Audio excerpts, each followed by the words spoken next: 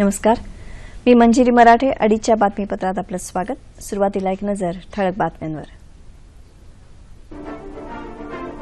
भारताच्या प्रधानमंत्री जनधन योजनेचं जागतिक बँकेच्या प्रमुखांकडून कौतुक. फ्रान्स, जर्मनी आणि कॅनडा या तीनही देशांच्या दौऱ्यावरून पंतप्रधान मायदेशी परतले. संसदेच्या अर्थसंकल्पीय अधिवेशनाच्या दुसऱ्या टप्प्यात भूसंपादन विधेयक संमत करण्यासाठी विरोधकांनी सहकार्य करण्याचं व्यंकय्या नायडू यांचं आवाहन. महाराष्ट्राचा विकास झाला तर देशाचा विकास होईल, सुरेश प्रभू.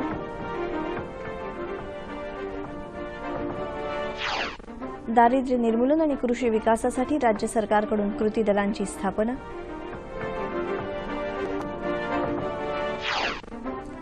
2015-16 हे वर्ष सामाजिक समता न्याय वर्ष म्हणून साजरं करण्याचा निर्णय, राजकुमार बडोले. सह्याद्री नवरत्न पुरस्कार जाहीर, ज्येष्ठ पटकथाकार ग.रा. कामत यांना जीवनरत्न पुरस्कार. आता सविस्तर वृत्त. भारताच्या प्रधानमंत्री जनधन योजनेचं जागतिक बँकेचे प्रमुख जिम योंग किम यांनी कौतुक केलं आहे. आंतरराष्ट्रीय नाणेनिधी जागतिक बँकेची अमेरिकेतल्या वॉशिंग्टन इथं वार्षिक बैठक होत आहे. त्यासाठी आलेल्या किम यांनी एका चर्चासत्रात हे मत व्यक्त केलं. रिझर्व्ह बँकेचे गव्हर्नर रघुराम राजन यांचंही त्यांनी कौतुक केलं. लोकांना दारिद्र्यातून बाहेर काढण्यासाठी वित्तीय सेवा पुलाचं काम करू शकतात, असं किम म्हणाले. भारतानं केलेले प्रयत्न अत्युच्च स्तरावरचे आहेत, असं ते म्हणाले. पंतप्रधान नरेंद्र मोदी यांची दूरदृष्टी आणि खंबीर नेतृत्व याचा परिणाम नागरिकांच्या वित्तीय समावेशासाठी भारतानं घेतलेल्या प्रयत्नात झाला, असं किम यांनी म्हटलं आहे. ऑगस्ट 2014 ही योजना सुरू झाली. त्यानंतर जानेवारी 2015 पर्यंत 12,50,00,000 बँक खाती उघडली गेली, असं जागतिक बँकेनं आपल्या अहवालात म्हटलं आहे.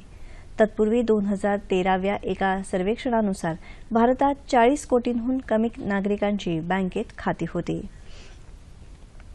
फ्रान्स, जर्मनी आणि कॅनडा या तीन देशांच्या यशस्वी दौऱ्यावरून पंतप्रधान नरेंद्र मोदी आज पहाटे मायदेशी परतले. हा दौरा यशस्वी झाल्याचं त्यांनी कॅनडाहून निघताना ट्विट केलं. दोन्ही देशांमध्ये एका नव्या पर्वाची सुरुवात झाल्याचंही त्यांनी नमूद केलं. तीन देशांचा हा दौरा राजनैतिक, ध्येय धोरणं आणि आर्थिक संबंधांच्या दृष्टीनंही सफल झाल्याचं जाणकारांचं म्हणणं आहे.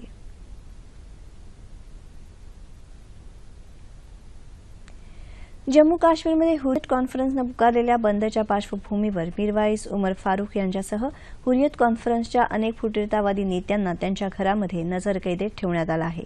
कायदा आणि सुव्यवस्था राखण्यासाठी हे पाऊल उचलण्यात आल्याचं पोलीस प्रशासनानं म्हटलं आहे. श्रीनगरमधल्या लाल चौक भागात बंदच्या पार्श्वभूमीवर काही दुकानं, शैक्षणिक संस्था, पेट्रोल पंप बंद आहेत. मात्र इतर भागात आणि खोऱ्यातल्या इतर महत्वाच्या शहरात बंदचा फारसा परिणाम झालेला नाही. दरम्यान फुटीरवादी नेता मसरत आलमला काल अटक केल्यानंतर त्याची 7 दिवसांच्या पोलीस कोठडीत रवानगी करण्यात आली आहे.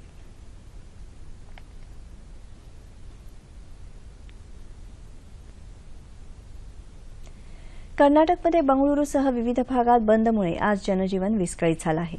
कावेरी नदीवरच्या एका प्रकल्पाबाबत तामिळनाडूसोबतच्या वादाच्या पार्श्वभूमीवर काही कानडी संघटनांनी 12 तासांचा राज्यव्यापी बंद पुकारला आहे. बंदमुळे अनेक ठिकाणी दुकानं बंद असून बंगळुरूमधल्या बस, रिक्षा आणि टॅक्सी सेवेवरही परिणाम झाला आहे.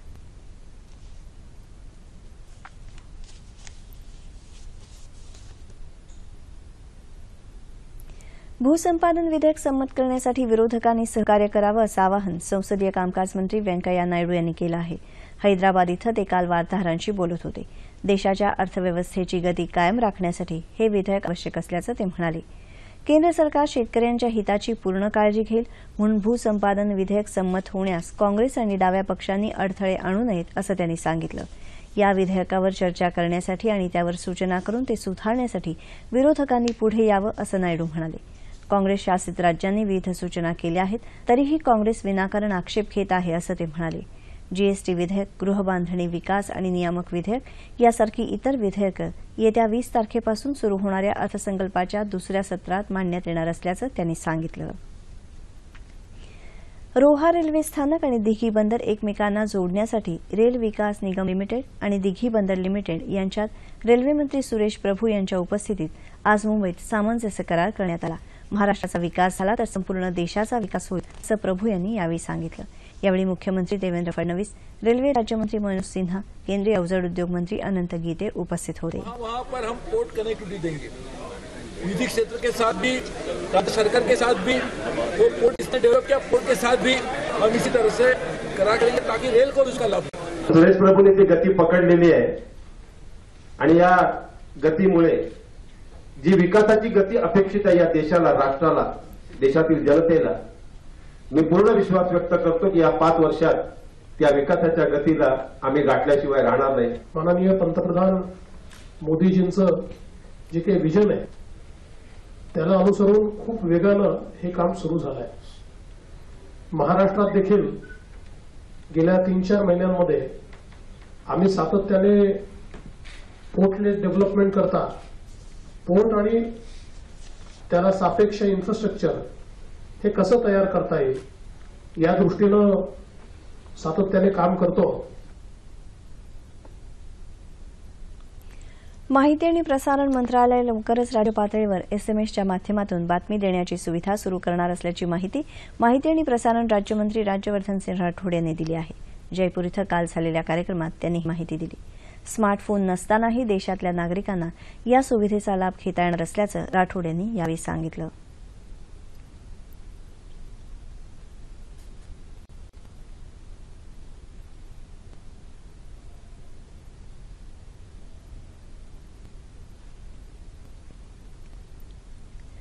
राज्य सरकारनं दारिद्र्य निर्मूलन आणि कृषी विकास यासाठी कृती दलांची स्थापना केली आहे। कृषी विकासासाठी 12 सदस्यांच्या कृती दलाची स्थापना करण्यात आहे। तसंच दारिद्र्य निर्मूलनासाठी कृती दल स्थापन करण्यात आल्याचं काल काढण्यात आलेल्या एका शासन निर्णयात म्हटलं आहे। नीती आयोगाच्या 8 फेब्रुवारीला झालेल्या पहिल्या बैठकीत अशा प्रकारची कृती दलं स्थापन करण्याबाबत पंतप्रधान नरेंद्र मोदी यांनी सर्व राज्यांना सुचवलं होतं। भाऊचा धक्का ते उरण या प्रवासी वाहतूक सेवेचा लोकार्पण सोहळा केंद्रीय रस्ते वाहतूक मंत्री नितीन गडकरी यांच्या हस्ते आणि मुख्यमंत्री देवेंद्र फडणवीस यांच्या उपस्थितीत काल झाला। राज्यात जलवाहतुकीला मोठा वाव असून त्यादृष्टीनं प्रयत्न करण्याची गरज असल्याचं मुख्यमंत्री म्हणाले। भाऊचा धक्का ते उरण या प्रवासी जलवाहतूक सुविधेमुळे मुंबई आणि परिसरातल्या वाहतुकीचा ताण कमी होऊन नागरिकांच्या वेळेची बचत होणार आहे। अशी सुविधा इतरत्र सुरू करता येईल त्याचाही विचार केला जाणार असल्याचं मुख्यमंत्र्यांनी यावेळी सांगितलं। महाराष्ट्रात 10 जलमार्गांना मान्यता देण्यात आली असून त्यानुसार लवकरात लवकर जलवाहतूक सुरू करण्यात येईल आणि यासाठी केंद्राकडून राज्य शासनाला सर्वतोपरी मदत केली जाईल असं आश्वासन नितीन गडकरी यांनी दिलं। भारत आणि आखाती देशांमधील सांस्कृतिक देवाणघेवाण आणि जनतेमधील सौहार्दाचे संबंध अधिकाधिक दृढ होण्यासाठी इंडो अरब सोसायटीनं अधिक कार्य करावं असं आवाहन राज्यपाल चे विद्यासागर राव यांनी केलं। ते काल इंडो अरब सोसायटीच्या हीरक महोत्सवी वर्षानिमित्त मुंबईत आयोजित समारंभात बोलत होते। मेक इन इंडिया अभियानामुळे भारतानं सेवा क्षेत्रांमध्ये अग्रेसर असलेला देश म्हणून भरारी घेतली असून महाराष्ट्र आणि आखाती देशातील विद्यापीठांमध्ये शैक्षणिक देवाणघेवाणीची अधिक आवश्यकता असल्याचं राज्यपाल विद्यासागर राव यांनी यावेळी सांगितलं।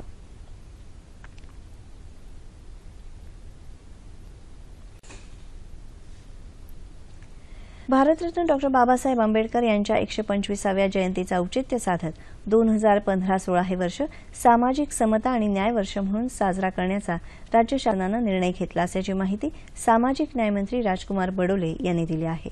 नागपूर इथं आज झालेल्या पत्रकार परिषदेत ते बोलत होते। या वर्षभरात वेगवेगळ्या योजना राबवल्या जाणार असून सामाजिक न्याय विभागाच्या योजना लोकांपर्यंत पोहोचवण्यासाठी प्रयत्न केले जाणार असल्याचं बडोले यावेळी म्हणाले। बाबासाहेब आंबेडकरांचं लंडनमधील घर खरेदीची प्रक्रिया पूर्ण करण्यासाठी राज्य सरकारचं एक पथक येत्या 23 तारखेला लंडनला जाणार असल्याचंही त्यांनी सांगितलं। 8 एप्रिल ते 14 एप्रिल पर्यंत ते सामाजिक समता सप्ताह म्हणून बाबासाहेबांची जयंतीच्या निमित्तानं एक सप्ताह साजरा केला होता आणि त्याला उत्तम प्रकारे सर्व पत्रकार आणि सर्व मंडळीने त्या संदर्भामध्ये अत्यंत चांगला प्रतिसाद दिला। अत्यंत उत्साहानं संपूर्ण महाराष्ट्रात ही जयंती साजरी केली गेली, त्याबद्दल सर्वांचं धन्यवाद देतोय। सांसद आदर्श ग्राम योजनेतून रायगड जिल्ह्यातल्या दिवेआगरच्या विकासासाठी शासन कटिबद्ध असून दिवेआगर गावातल्या प्रत्येक व्यक्तीपर्यंत या योजनेची माहिती पोहोचवणं आवश्यक असल्याचं प्रतिपादन केंद्रीय अवजड उद्योग मंत्री अनंत गीते यांनी केलं। जिल्हाधिकारी कार्यालयाच्या राजस्व सभागृहात आयोजित सांसद आदर्श ग्राम योजनेच्या आढावा बैठकीत ते काल बोलत होते। दिवेआगर हे गाव आयताकृती असल्यानं याचं वैशिष्ट्य खूप वेगळं आहे। या योजनेची अंमलबजावणी उत्तम प्रकारे व्हावी यासाठी विविध विभागाच्या अधिकाऱ्यांनी या गावाला भेट देऊन होत असलेल्या कामकाजाचा आढावा घेणं आवश्यक आहे, असं गीते यांनी यावेळी सांगितलं. केंद्राच्या 64 योजना आणि विविध कार्यक्रम या गावात पूर्णपणे राबवायचे असल्याचं सांगत येत्या शासकीय पडीक जमिनीवर बांबूची लागवड करून बांबूचं वन उभं करण्यासाठी सामाजिक वनीकरण विभागानं पुढाकार घ्यावा, असं गीते यांनी सांगितलं. तसंच फिल्टर पाण्याचा प्लांट घेऊन इथल्या लोकांना शुद्ध पाणी देण्यासाठी प्रयत्न करण्याच्या सूचनाही गीते यांनी यावेळी दिल्या. शिवसेनेच्या युवा शाखेचे प्रमुख आदित्य ठाकरे यांनी औरंगाबाद महापालिका निवडणुकीत सेनेच्या उमेदवारांसाठी काल रोड शो केला. त्यांच्याबरोबर आदेश बांदेकर होते. रोड शो पत्रकारांशी बोलताना एमआयएम हे विष पसरवण्याचं काम करते अशी टीका त्यांनी केली. तसंच मतदारांचा आमच्यावर विश्वास असून महानगरपालिकेत पुन्हा भगवा फडकवणार अशी ग्वाही त्यांनी दिली. एमआयएमच्या असरुद्दीन ओवेसी यांच्या झालेल्या जाहीर सभेत मुस्लिमांचा मतदानाचा हक्क कोणीही हिरावू शकत नाही, तो हक्क त्यांना घटनेनं दिला आहे असं प्रत्युत्तर सेनेच्या नेत्यांच्या विधानावर केलं. मुस्लिम आणि दलितांचा विकास झाला नसून महानगरपालिकेत आपल्या पक्षाच्या उमेदवारांना भरघोस मतदान करण्याचं आवाहन केलं.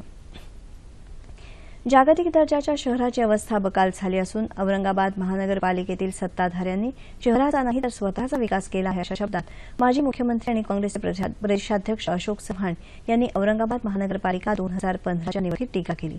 ते काँग्रेस उमेदवारांच्या प्रचारार्थ काल बोलत होते. शिवसेना भाजपा 28 वर्ष सत्तेत आहे, पण साधं पाणीही देऊ शकले नाहीत. आता त्यांना पाणी पाजा, असं चव्हाण म्हणाले. माजी मंत्री नसीम खान, नितीन राऊत, पीपल्स रिपब्लिकन पार्टीचे जोगेंद्र कवाडे, सचिन सावंत, विश्वजित कदम, शहराध्यक्ष सय्यद उपस्थित होते. कोल्हापूर जिल्हा परिषद केंद्र सरकारच्या पंचायत राज मंत्रालयाच्या राजीव गांधी पंचायत सशक्तीकरण योजनेत यशस्वी ठरली असून येत्या 24 तारखेला नवी दिल्लीत पंतप्रधान नरेंद्र मोदी यांच्या हस्ते या जिल्हा परिषदेचा सन्मान होणार आहे. यानिमित्त कोल्हापूर जिल्हा परिषदेच्या प्रगतीचा घेतलेला हा आढावा. कोल्हापूर जिल्हा परिषदेवर सध्या कौतुकाचा वर्षाव होत आहे. केंद्र शासनाच्या ग्रामीण विकास आणि पंचायत राज विभागाने राजीव गांधी पंचायत सशक्तीकरण अभियान या योजनेअंतर्गत कोल्हापूर जिल्ह्याची देशातून निवड केली आणि 30 लाख रुपये किमतीचा पुरस्कार जाहीर केला. याबद्दल मला अत्यानंद होत आहे. कोल्हापूर जिल्हा परिषदेचाच नव्हे तर कोल्हापूर जिल्ह्याचा हा सन्मान आहे. त्यायोगे कोल्हापूर जिल्ह्याचं नाव देशस्तरावर नेण्याचा आम्हाला योग आला. याबद्दल मी समाधानी आहे. पंचायत राज संस्था ग्रामीण महाराष्ट्राच्या विकासात महत्वाची कामगिरी बजावत असतात. काही पंचायत राज संस्था तर एक पाऊल पुढे टाकत नवनवीन संकल्पना राबवतात. ग्रामीण महाराष्ट्राला विकासाच्या वाटेवर आणण्यासाठी त्या संस्था मैलाचा दगड ठरतात. कोल्हापूर जिल्हा परिषद त्याचंच द्योतक. कोल्हापूर जिल्हा परिषदेनं यशवंत पंचायत राज अभियान तसंच पंचायत सबलीकरण आणि उत्तरदायित्व प्रोत्साहन योजनेअंतर्गत आरोग्य विभागाचा कायापालट अभियान, 169 शाळांमध्ये ऍक्टिव्हिटी बेस्ड लर्निंग हा उपक्रम, अंगणवाडीतल्या बालकांसाठी कुपोषण मुक्ती अभियान, विशेष मुलांसाठी डे केअर सेंटर असे विविध उपक्रम हाती घेतले आणि यशस्वीही केले. निर्मल ग्राम स्पर्धेत राज्यात एकूण 11 पंचायत समित्या निर्मल ग्राम झाल्या असून त्यातल्या 6 समित्या या एकट्या कोल्हापूर जिल्ह्यातल्या आहेत. कोल्हापूर जिल्हा परिषदेच्या या उल्लेखनीय कार्याची दखल राज्य शासनानं घेत यशवंत पंचायत राज सबलीकरण आणि उत्तरदायित्व प्रोत्साहन योजना अभियानात या जिल्हा परिषदेनं प्रथम पारितोषिक पटकावलं. कोल्हापूर जिल्हा परिषदेनं मिळवलेल्या या यशाबद्दल कोल्हापूर जिल्हा परिषदेचं अभिनंदन आणि पुढल्या वाटचालीसाठी खूप साऱ्या शुभेच्छा. ऑनलाईन व्यवहार अचूक आणि सुरक्षित होण्यासाठी नीट समजून हे तंत्र वापरलं पाहिजे असं प्रतिपादन Gurgaon UP police cyber crime cell सल्लागार रक्षित टंडन यांनी नाशिकमध्ये केलं. ई कॉमर्स, ऑनलाईन बँकिंगचं प्रमाण वाढावं यासाठी शासनासह बँकांचे प्रयत्न सुरू असताना सायबर गुन्हे वाढत आहेत. या पार्श्वभूमीवर नाशिक चॅप्टरतर्फे सायबर सिक्युरिटी या विषयावर व्याख्यानाचं आयोजन करण्यात आलं होतं. यावेळी टंडन यांनी सायबर गुन्हे टाळण्यासाठी काय करायला हवं याबाबत मार्गदर्शन केलं. Internet banking, net banking, mobile banking आदी व्यवहारांमध्ये बँकेशी रजिस्टर केलेले मोबाईल ते परक्या व्यक्तीच्या हाती देऊ नका. घरातील अथवा विश्वासू ठिकाणचा संगणक वापरा. शक्यतो व्हर्च्युअल कीबोर्ड वापरू नका. लहान मुलांना सोशल साईट्स, व्हॉट्सअप, फेसबुकच्या वाट्याला जाऊ देऊ नका. मुलांच्या इंटरनेट वापराच्या वेळी त्यांच्यावर लक्ष ठेवा. अशा अनेक सूचना टंडन यांनी केल्या. प्लास्टिक मुक्त प्रयत्नांना गती देण्यासाठी 50 मायक्रॉनपेक्षा कमी जाडीच्या प्लास्टिक पिशव्या वापरणाऱ्या आस्थापनांचे परवाने रद्द करावेत असे निर्देश नाशिक विभागीय आयुक्त एकनाथ डवले यांनी दिले. नाशिक विभागीय आयुक्त कार्यालयात हरिकुंभाबाबत घेण्यात आलेल्या आढावा बैठकीत ते बोलत होते. कुंभमेळ्यासाठी 2 महिन्यांचा कालावधी असताना पर्यावरण रक्षण आणि स्वच्छतेच्या मोहिमेला सर्व विभागांनी गती द्यावी असं आवाहन डवले यांनी केलं. हरित कुंभ उपक्रमाअंतर्गत विद्यार्थ्यांनी तयार केलेल्या 10,000 कापडी पिशव्यांचं वितरण करण्यात आलं आहे. 8वी आणि 9वीतील प्रत्येक विद्यार्थी सुट्टीत 3 पिशव्या तयार करणार आहे. महानगरपालिकेनं प्लास्टिक वापरणाऱ्या दुकानांवर कारवाई करत प्लास्टिक पिशव्या जप्त करून दंडही ठोठावला आहे. राज्य परिवहन महामंडळ प्रायोगिक तत्वावर 100 बसेसमध्ये पॉकेट कचराकुंडी बनवणार आहे. हा प्रयोग यशस्वी झाल्यास कुंभमेळ्यादरम्यान 3,000 बसेसमध्ये अशा कचराकुंड्या बसवण्यात येणार असल्याची माहिती यावेळी देण्यात आली. अंध विद्यार्थ्यांना दर्जेदार प्रशिक्षण देऊन त्यांना स्वतःच्या पायावर उभं राहता यावं यासाठी शासन प्रयत्नशील असल्याचं सामाजिक न्यायमंत्री राजकुमार बडोले यांनी म्हटलं आहे. मुंबईतल्या जोगेश्वरीतल्या एम.एन. बानाजी अंध उद्योगालय संस्थेला त्यांनी काल भेट दिली त्यावेळी ते बोलत होते. यावेळी त्यांनी विद्यार्थी आणि संस्था चालकांशी संवाद साधून त्यांच्या समस्या जाणून घेतल्या. उद्योगालयातल्या विद्यार्थ्यांच्या मागण्या पूर्ण होऊ शकत नसल्यामुळे संस्थेनं त्यांचं प्रशिक्षण आणि भोजन बंद करण्याचा निर्णय घेतला आहे. त्यामुळे विद्यार्थी आणि संस्था यांच्यातल्या वादात विद्यार्थ्यांचं नुकसान होऊ नये म्हणून या संस्थेवर तात्पुरते प्रशासक नेमण्याचे आदेश बडोले यांनी यावेळी दिले. संस्थेतल्या न्यायप्रविष्ठ अंतर्गत वादाचा अभ्यास करून संस्थेची चौकशी करण्यात येईल आणि नियमाप्रमाणे कार्यवाही करण्यात येईल असंही बडोले यांनी यावेळी सांगितलं. पंढरपुरातल्या 7वीत शिकणाऱ्या क्षितिजा कुलकर्णीनं कचऱ्यापासून नैसर्गिक गिझरचा प्रयोग केला आणि त्याची दखल अमेरिकेनं घेतली आहे. देशात वीज आणि इंधन बचतीसाठी व्यापक जनजागृती अभियान राबवण्यात येत आहे. अपारंपरिक ऊर्जा वापरण्यावर भर दिला जात असताना पंढरपूरमधल्या 7वीच्या वर्गात शिकणाऱ्या क्षितिजा कुलकर्णी या विद्यार्थिनींनी टाकाऊ कचऱ्यापासून पाणी गरम करणाऱ्या नैसर्गिक गिझरचा प्रयोग केलाय. या प्रयोगाची दखल अमेरिकेत घेतली असून तिथल्या विज्ञान प्रदर्शनाचं निरीक्षण करण्यासाठी क्षितिजाला अमेरिकेचं बोलावण्यात आलं आहे. 10 वर्षाची असताना क्षितिजा घरच्यांसोबत आपल्या शेतीमध्ये गेली असता तिथे नैसर्गिक खतातून वाफ येताना पाहिली आणि लहानपणापासूनच प्रयोगशील असणाऱ्या क्षितिजाला नैसर्गिक गिझरची कल्पना सुचली. घरामधला दररोजचा टाकाऊ भाजीपाला कचरा शेणखत एकत्र करून तिने प्रयोगाला सुरुवात केली. त्या गिझरमुळे प्रदूषण होत नाही. तालुक्यापासून सुरू झालेला हा प्रयोगाचा प्रवास आज अमेरिकेत पोहोचलाय. सिक्कीम सारख्या थंड प्रदेशात क्षितिजानं 60 डिग्री तापमानावर पाणी तापवून दाखवलं असून ते पाहून देशाचे राष्ट्रपती प्रणव मुखर्जी यांनी देखील क्षितिजाची पाठ थोपटली आहे. क्षितिजाच्या या बहुमानाचं तिच्या शाळेला देखील कौतुक असून अमेरिकेसाठी राज्यातून 2 विद्यार्थ्यांची निवड झाली तर क्षितिजा ही सर्वात लहान वयाची विद्यार्थिनी ठरली आहे. इंधनाचा वापर खूप मोठ्या प्रमाणात होत आहे आणि त्याचा स्रोत मर्यादित आहे आणि मग आपल्या घरात आणि इतर ठिकाणी रोज हजारो टन कचरा तयार होत असतो आणि त्यातून तयार होणारी हीट ही रोज कितीतरी हीट वाया जाते. मग त्यासाठी हा प्रयोग खूप उपयोगात येईल. लाकूड जाळणे किंवा चुलीवरती गरम पाणी केलं जातं त्यासाठी खूप मोठ्या प्रमाणात वृक्षतोड होते आणि ते निसर्गासाठी हानिकारक असतं आणि आपल्या घरात सुद्धा खूप कचरा तयार होत असतो. मग त्याचा प्रत्येकाने वापर करता येईल ज्यामुळे आपण हे जर घरात तयार केलं तर त्या कचऱ्याचा काहीतरी वापर होईल आणि प्रदूषण कमी होईल आणि ते आपल्या भारतासाठी हितकारक ठरेल. क्षितिजासारखा जर प्रत्येकाने विचार केला तर सरकारला ना घनकचरा व्यवस्थापनासाठी निधीची तरतूद करावी लागेल ना वीज आणि इंधन बचतीसाठी अभियान राबवावं लागेल आणि देशही इंधनाच्या बाबतीत स्वयंपूर्ण होऊ शकेल. अणुऊर्जा नियमांचं उल्लंघन केल्याप्रकरणी अणुऊर्जा नियंत्रण मंडळानं मुंबईतल्या 5 रुग्णालयांवर कारवाई केली आहे. कारवाई केलेल्या रुग्णालयांमध्ये गोवंडी इथलं मदन मोहन मालवीय रुग्णालय, सायन इथलं हेल्थ केअर डायग्नॉस्टिक लॅब आणि मेट्रो केअर डायग्नॉस्टिक सेंटर तर सानपाडाच्या मिलेनियम लाईफलाईन रुग्णालय आणि न्यू मिलेनियम मल्टी स्पेशालिटी रुग्णालयांचा समावेश आहे.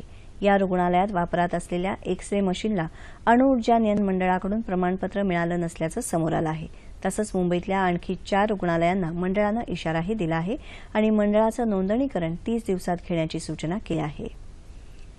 पुणे फिल्म फाउंडेशनतर्फे 3 दिवस चालणाऱ्या युरोपियन चित्रपट महोत्सवाचं काल सायंकाळी सिम्बायोसिस इथं उद्घाटन करण्यात आलं. यावेळी पुणे फिल्म फाउंडेशनचे चेअरमन डॉ. जब्बार पटेल, सिम्बायोसिसच्या विद्या येरवडेकर, अभिनेते मोहन आगाशे, स्विस प्रतिनिधी अरुण, राष्ट्रीय चित्रपट संग्रहालयाचे माजी संचालक पी.के. नायर उपस्थित होते. पुणे फिल्म फाउंडेशनतर्फे आयोजित करण्यात आलेल्या या युरोपियन चित्रपट महोत्सवात स्वित्झर्लंड, जर्मनी, इटली आणि स्पेन या 4 युरोपियन देशातील नामवंत चित्रपट महोत्सवांमध्ये सादर करण्यात आले उत्तमोत्तम 21 चित्रपट दाखवले जाणार आहेत. हा महोत्सव 18 वर्षांवरच्या सर्व व्यक्तींसाठी मोफत खुला आहे. पुण्यात युरोपियन चित्रपट महोत्सव आयोजित करण्याची कल्पना फार वेगळी आहे आणि त्यासाठी स्वित्झर्लंडच्या मुंबईतील कौन्सिल जनरलकडून मिळालेलं सहकार्य अनमोल असल्याचं पुणे फिल्म फाउंडेशनचे चेअरमन डॉ. जब्बार पटेल यांनी यावेळी सांगितलं. 6 डिसेंबर 1956ला डॉ. बाबासाहेब आंबेडकरांच्या निधनानंतर बाबासाहेबांच्या अस्थी स्टेट शेड्यूल्ड कास्ट फेडरेशनच्या ठिकठिकाणच्या प्रांताध्यक्षांकडे ठेवण्यात आल्या. सर्वांनीच त्या अस्थी जीवापाड जपल्या आहेत. मराठवाड्याचे प्रांताध्यक्ष भाऊसाहेब मोरे यांच्या निधनानंतर भाऊसाहेब यांच्याकडच्या अस्थींची प्रवीण मोरे काळजी घेत आहेत. 14 एप्रिल या बाबासाहेबांच्या जयंतीचं औचित्य साधून या अस्थींबरोबरच बाबासाहेबांची काही पदक कातरणं ते दरवर्षी गावोगावी दर्शनासाठी उपलब्ध करून देत असतात.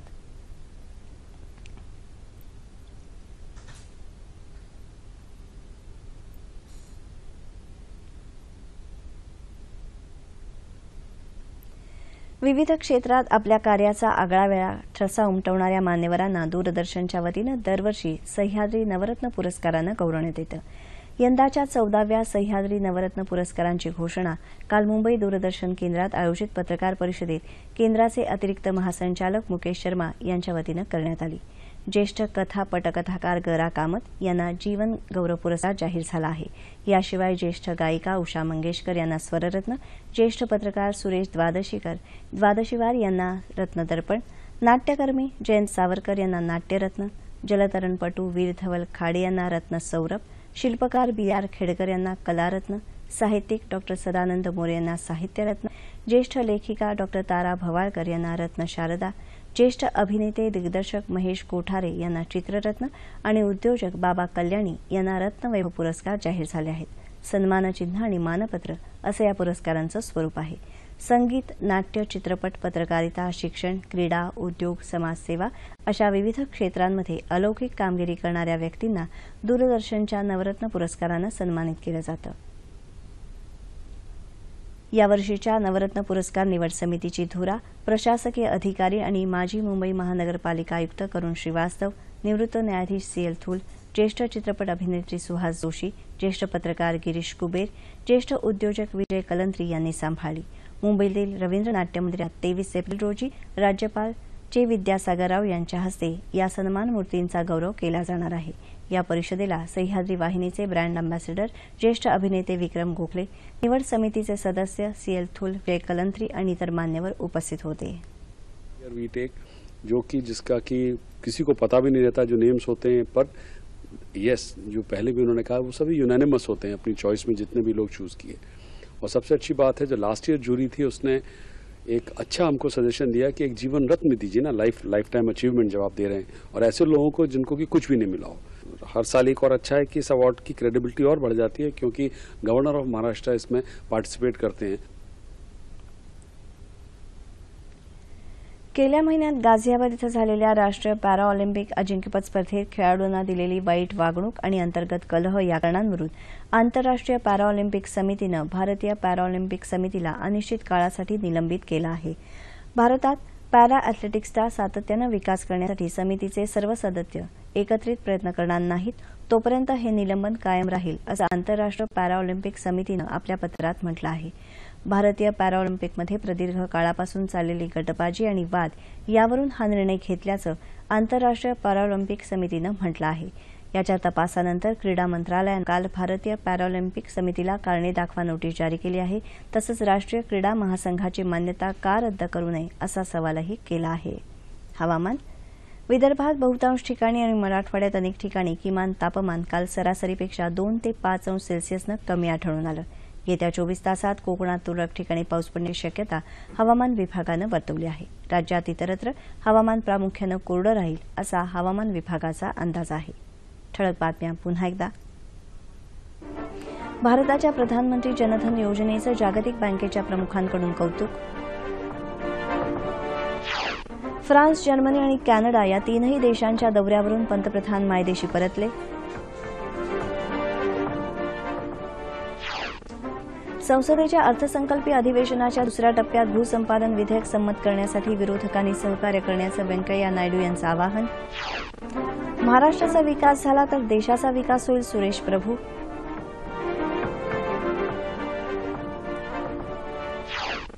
दारिद्र्य निर्मूलन आणि कृषी विकासासाठी राज्य सरकारकडून कृती दलांची स्थापना. 2015-16 हे वर्ष सामाजिक समता न्याय वर्ष म्हणून साजरं करण्याचा निर्णय, राजकुमार बडोले. आणि सह्याद्री नवरत्न पुरस्कार जाहीर, ज्येष्ठ पटकथाकार ग. रा. कामत यांना जीवनरत्न पुरस्कार. याबरोबरच हे बातमीपत्र संपलं. पुन्हा भेटूया संध्याकाळी 7 वाजता सह्याद्री वाहिनीवर. नमस्कार.